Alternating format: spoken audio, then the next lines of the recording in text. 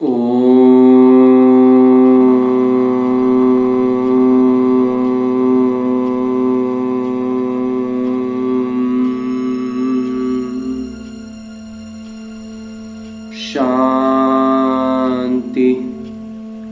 ओम शांति। बाबा बाबा ओम शांति। आज 21 अक्टूबर 2022 की मुरली है।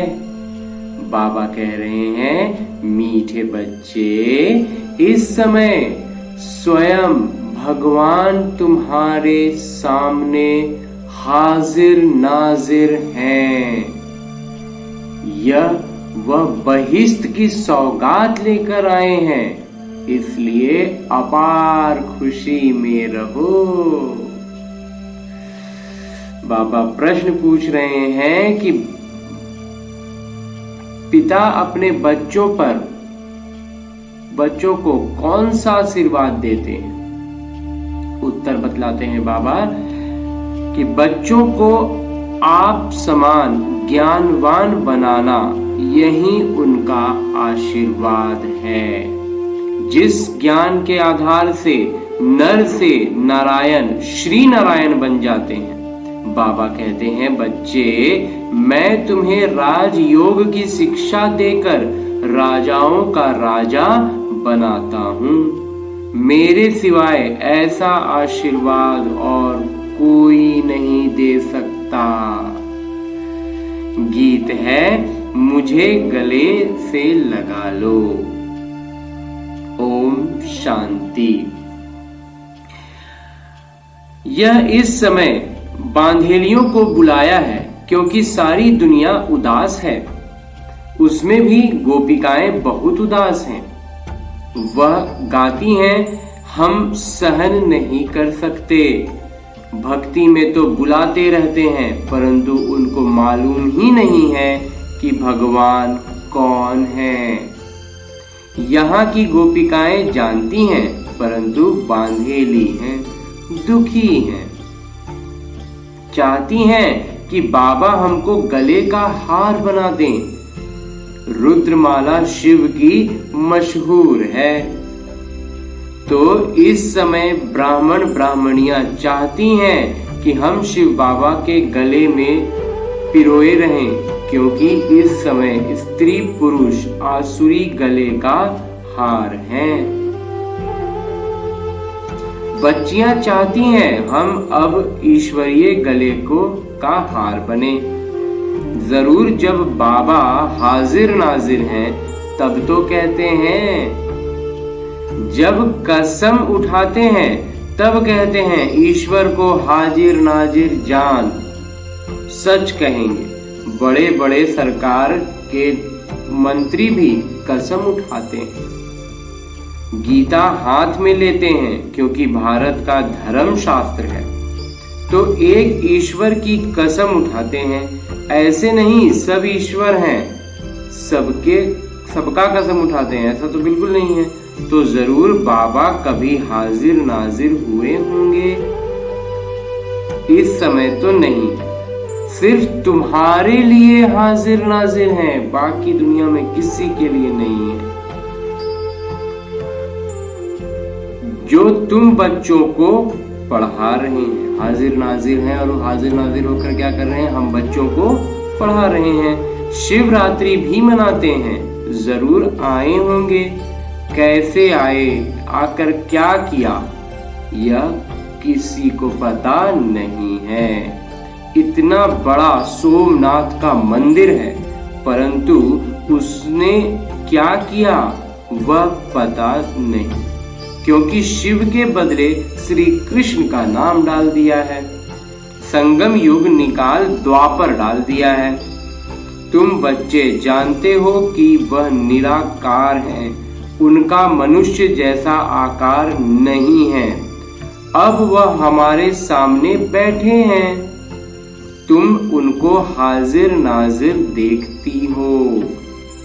बरोबर ज्ञानवान समृद्ध हैं, ज्ञान देते हैं, यही उनका आनंद आशीर्वाद है। इस ज्ञान के आनंद से तुम नर से नारायण बनते हो। वह ब्रह्मा तन से खुद पढ़ा रहे हैं। बाबा खुद कहते हैं, लाडले बच्चे, मैं तुमको राजयोग सिखलाकर राजाओं का राजा बनाता हूं। श्री कृष्ण नहीं सिखला सकते, वह खुद राजाओं के राजा बने हैं। वह सिर्फ एक श्री कृष्ण या लक्ष्मी नारायण नहीं होंगे, ये तो सारी सूर्यवंशी साम्राज्य थी। उनका राज्य अब माया ने छीन लिया है। अब मैं फिर सम्मुख आया हूं। अब तुम ब्राह्मणों के सम्मुख हाजिर नाजिर हूं। अब बाबा जो इतने दूर देश से आए होंगे तो जरूर कोई सौगात भी लाए होंगे। लौकिक बाबा, लौकिक पिता जब आते हैं तो कितनी सौगात लाते हैं? ढेर सारी। तो यह तो सबके पिता हैं। हमको इतना सब याद करते हैं, दूर देश से आते हैं तो हाथ खाली थोड़े ही आएंगे। बाबा कहते हैं, मैं तुम्हारे लिए सौगात लाता हूं जो कोई मनुष्य ला नहीं सकते। मैं बहिष्ठ स्वर्ग लाया हूं। इतनी बड़ी सौगात है। बाबा साक्षात्कार भी कराते हैं, वहां कितना सुख है। अंग अंग में सुगंध है। लक्ष्मी नारायण के अंग अंग में सुगंध है।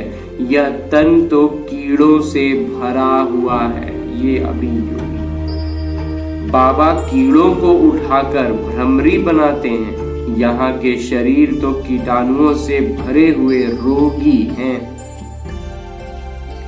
वहाँ के शरीर कितने सुंदर हैं। मंदिरों में भी कितनी सुंदर मूर्तियां बनाते हैं। कितना फर्क है इस समय के शरीर और उन शरीरों में। 5000 वर्ष की बात है।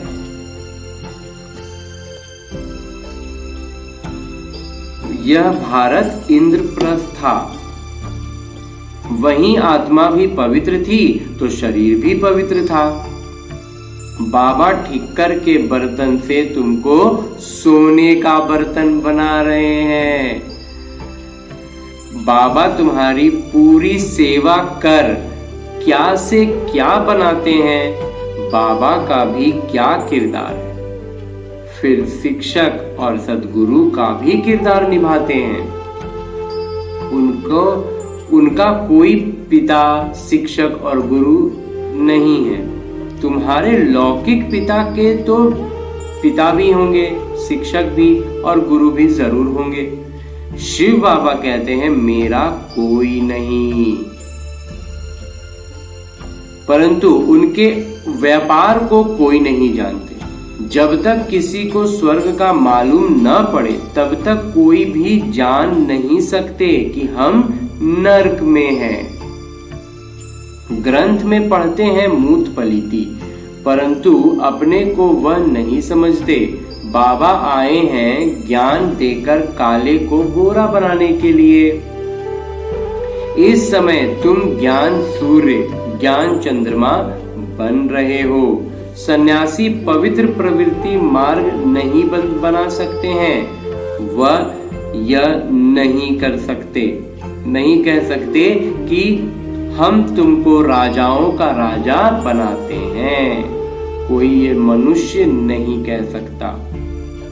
यह निवृत्ति मार्ग के हैं। डर कर घर बार छोड़ जाते हैं। यहाँ कोई डर नहीं। बाबा के पास बच्चे आए हैं, कहते हैं बाबा हमारे में ताकत है, इकट्ठे रह पवित्र रह सकते हैं। अगर कोई कन्या पर मार पड़ती है तो कन्या को बंधन से छुड़ाकर गंधर्वी विवाह कर सकते हैं। हम जल नहीं मरेंगे। ज्ञान तलवार बीच में रखेंगे। दोनों ब्राह्मण ब्राह्मणी भाई बहन कैसे विष पी सकते हैं? शास्त्रों में भी गंधर्वी विवाह के लिए लिखा है, परंतु इसका अर्थ नहीं समझते। सन्यासी तो कह देते नारी नर्क का द्वार है। उन्हों के पास ज्ञान तलवार तो है नहीं, तो इकट्ठे रह पवित्र न रह नहीं सकते, तो कह देते हैं नारी नर्क का द्वार है। तुम उनसे बहादुर हो, काम चिता से उतर ज्ञान चिता पर बैठते हो, तो काले से गोरे बन जाते हो। सन्यासी तो आजकल शादी भी कराते हैं, चर्च में भी शादियां होती हैं, नहीं तो क्राइस्ट को क्यों क्रॉस पर चढ़ाया? इस पवित्रता के कारण।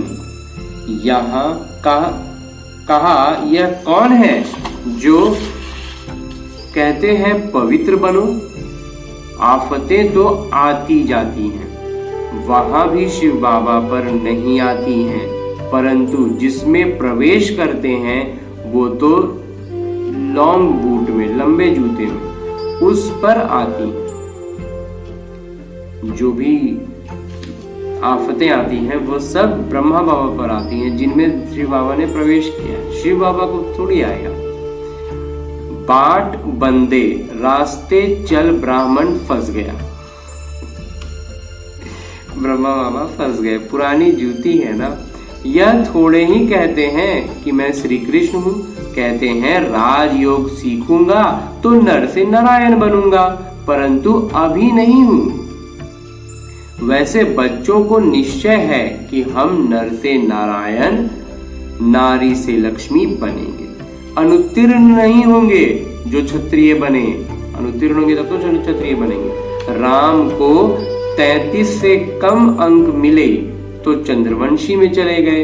ऐसे तो सूर्यवंशी भी चंद्रवंशी घराने में आते हैं। या तो कम अंक आएगा तो डायरेक्ट चंद्रवंशी जाएंगे, या तो सूर्यवंशी से राहु करके फिर तो चंद्रवंशी में आना ही है। लेकिन उस समय सतयुग के अंत में लक्ष्मी नारायण सीता राम को राज्य दे देते हैं। लक्ष्मी नारायण भी पुनर्जन्म लेते लेते त्रेता में आते हैं, रजवाड़े कुल में जन्म लेते रहते हैं, फिर सीता राम नाम चला आता है, लक्ष्मी नारायण नाम समाप्त हो जाता है।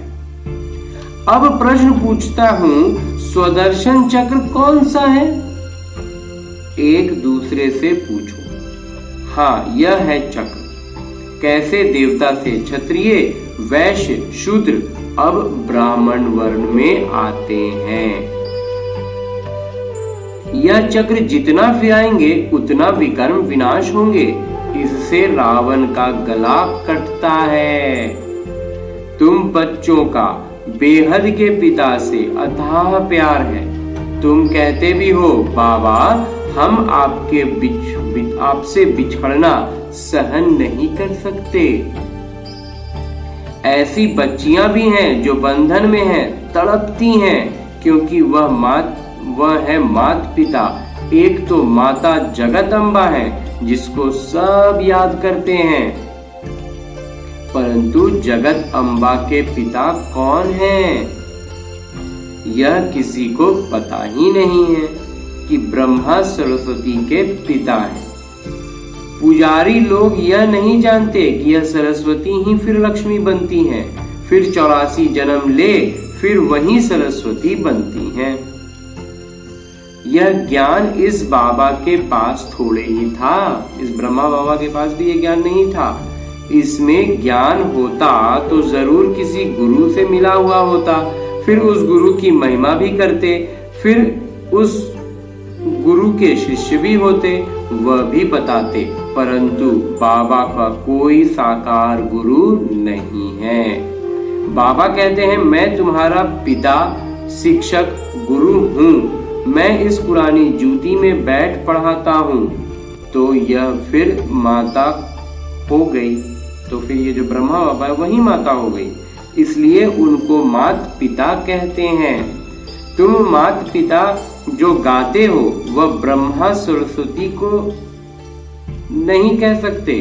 ब्रह्मा थोड़े ही वैकुंठ को रचते हैं। बाबा तो पिता है और ब्रह्मा बाबा तुम्हारी मम्मा है।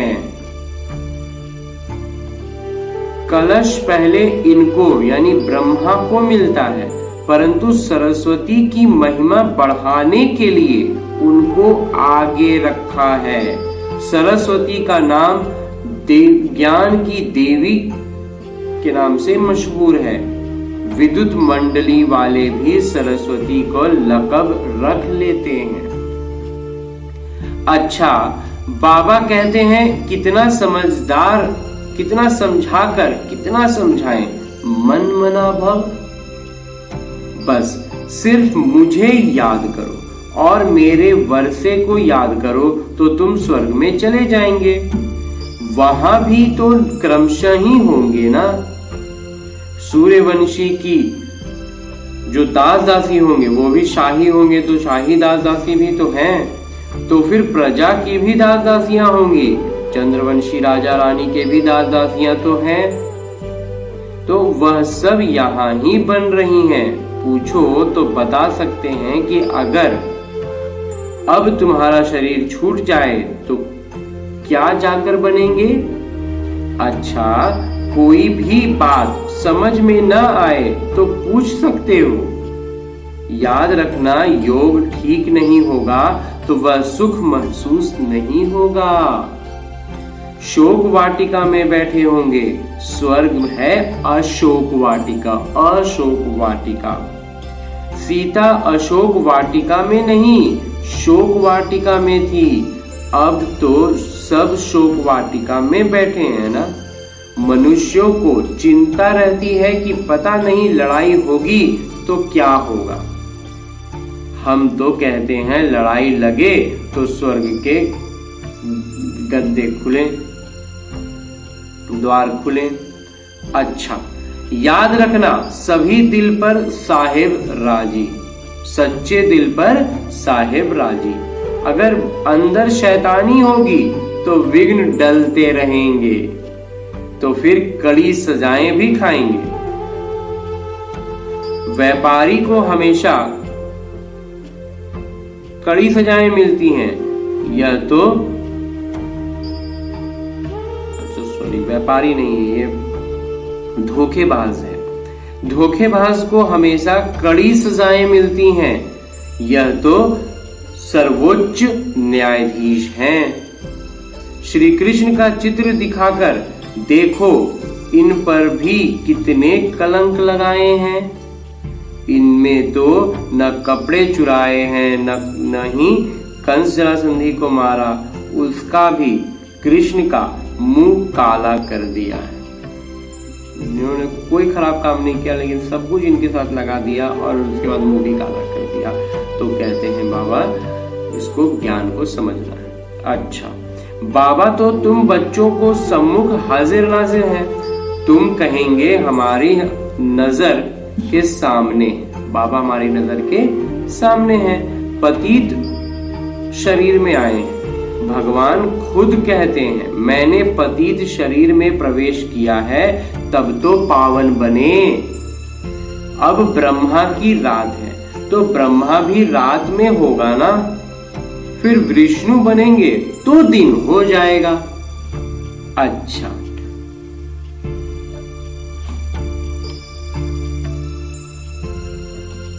बाबा तो तुम बच्चों, मीठे मीठे सिकिलदे बच्चे को याद प्यार दे रहे हैं।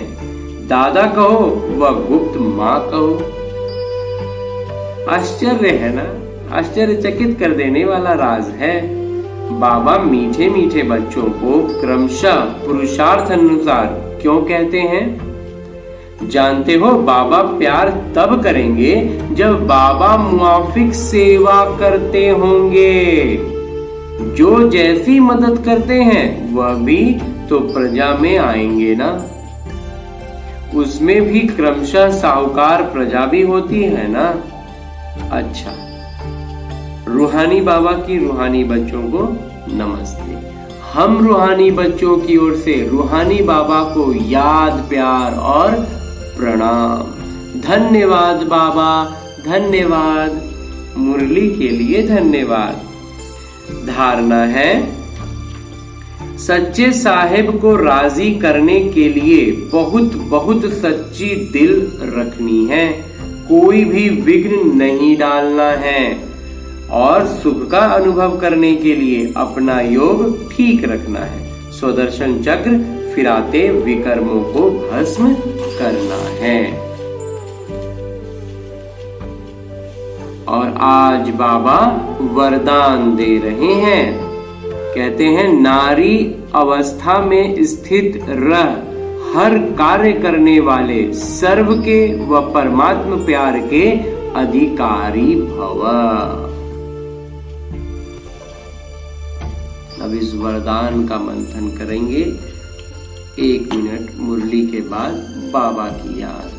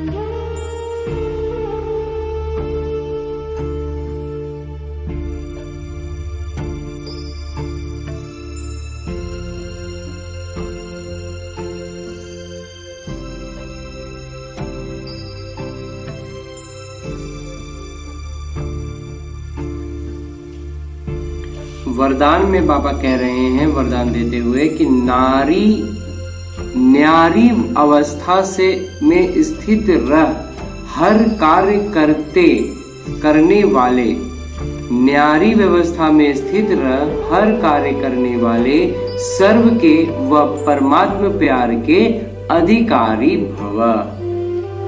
जैसे बाबा सबसे न्यारे और सबके प्यारे हैं, न्यारापन ही प्यारा बना देता है।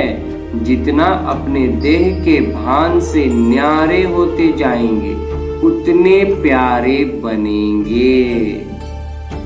बीच बीच में अभ्यास करो, देह में प्रवेश होकर कर्म किया और अभी अभी न्यारे हो गए।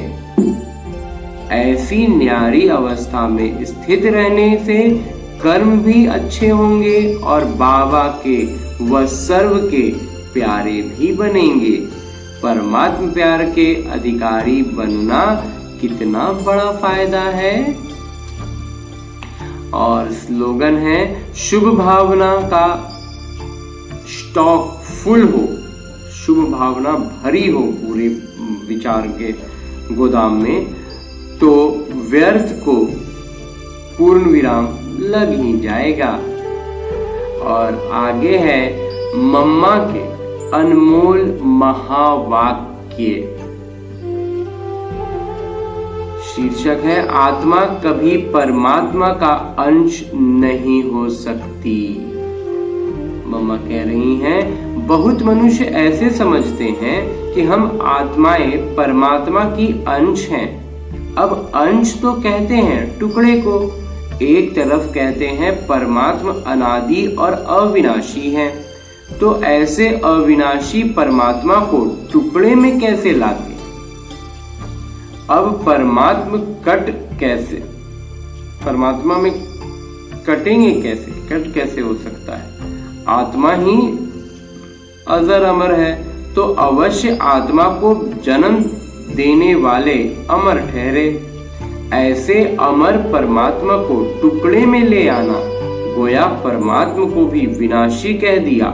लेकिन हम तो जानते हैं कि हम आत्म परमात्मा की संतान हैं, तो हम उसके वंशज ठहरे, अर्थात बच्चे ठहरे, तो वो फिर अंश कैसे हो सकते हैं? इसलिए परमात्मा के महावाक्य हैं कि बच्चे, मैं खुद अविनाशी हूँ, जगत ज्योत हूँ, मैं दिया हूँ, मैं कभी बुझता नहीं हूँ। और सभी मनुष्य आत्माओं का दीपक जगता भी है तो बुझता भी है। उन सबको जगाने वाला फिर मैं हूं, क्योंकि प्रकाश और समृद्धि देने वाला मैं हूं। बाकी इतना जरूर है, मुझ परमात्मा की प्रकाश और आत्मा की प्रकाश दोनों में फर्क अवश्य है। जैसे बल्ब होता है, कोई ज्यादा पावर वाला कोई कम पावर वाला होता है, तो वैसे आत्मा भी कोई ज्यादा पावर वाली कोई कम पावर वाली है। बाकी परमात्मा की पावर कोई से कम ज्यादा नहीं होती, तभी तो परमात्मा के लिए कहते हैं कि वह सर्वशक्तिवान है, अर्थात सर्व आत्माओं से उसमें शक्ति ज्यादा है। वहीं सृष्टि के अंत में आते हैं। अगर कोई समझे परमात्मा सृष्टि के बीच में आते हैं, अर्थात युगे युगे आते हैं, तो मानो परमात्मा बीच में आ गए, तो फिर परमात्मा सर्व से श्रेष्ठ कैसे हुए? अगर कोई कहे परमात्मा युगे युगे आते हैं, तो क्या ऐसा समझें कि परमात्मा घड़ी घड़ी अपना शक्ति चलाते हैं? नहीं। तो ऐसे सर्वशक्तिवान की शक्ति इतने तक है। अगर बीच में ही अपनी शक्ति से सबको शक्ति अथवा सद्गति दे देवें, तो फिर उनकी शक्ति कायम होनी चाहिए। फिर दुर्गति को क्यों प्राप्त करते हो? जिनको शक्ति बाबा देंगे अगर बीच में आएंगे तो उनकी शक्ति तो फिर कायम होनी चाहिए। फिर दुर्गति में क्यों प्राप्त करते हो? तो इसमें सब साबित सिद्ध है कि परमात्मा युगे युगे नहीं आते हैं, अर्थात बीच बीच में नहीं आते हैं। वो आते हैं कल्प के अंत समय और एक ही बार अपनी शक्ति से सर्व की सद्गति करते हैं।